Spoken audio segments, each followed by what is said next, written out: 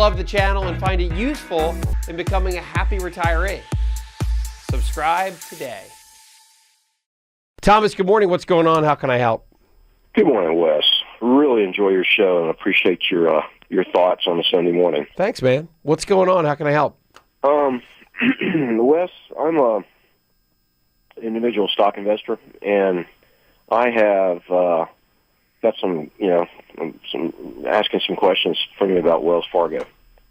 I don't know if you've checked the news lately, but this past week, this is the second announcement that they've self-admitted on a issue of a situation where they went back in their records and they made a public announcement that we are going to go back and reimburse 500,000 customers that we wrongly charged some secondary auto insurance on their auto loans too.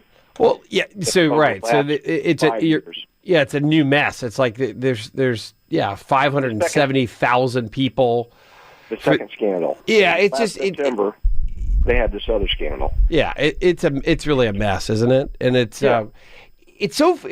such a shame, really, because this is a company that for so long was kind of the beacon. It almost felt like it was the most, let's call it the bank that you could almost trust the most for a lot of years, right? And Warren Buffett's a huge investor. Wells Fargo is the best of any bank, and they're still financially totally fine. And I think that when you get to be so big and you get to be an unwieldy bank, like so many banks, quite frankly, Thomas, have become. I mean, it's hard for a CEO of a multi-billion-dollar, hundreds of billion-dollar bank to continue and really be on top of everything. I think that's part of what we've seen. It's not just Wells Fargo, it's a lot of these other banks.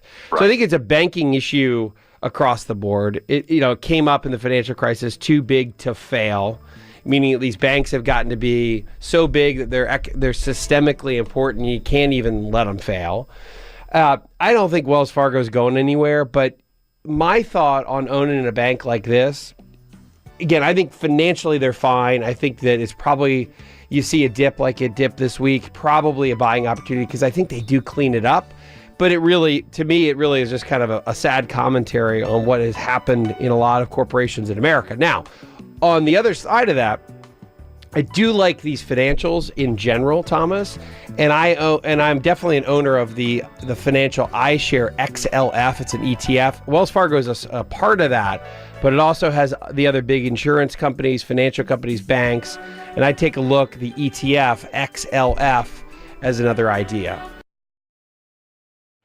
Hi, I'm Wes Moss, and thanks for taking a minute to hear about what's so different about my new book, You Can Retire Sooner Than You Think. So unlike other retirement books, this book will give you a step-by-step guide, whether you're in your 20s or 30s or 40s or 50s, to learn from what these successful and happy retirees did to get there. I hope you enjoy the book, but more importantly, I know that it'll help you retire sooner than you think.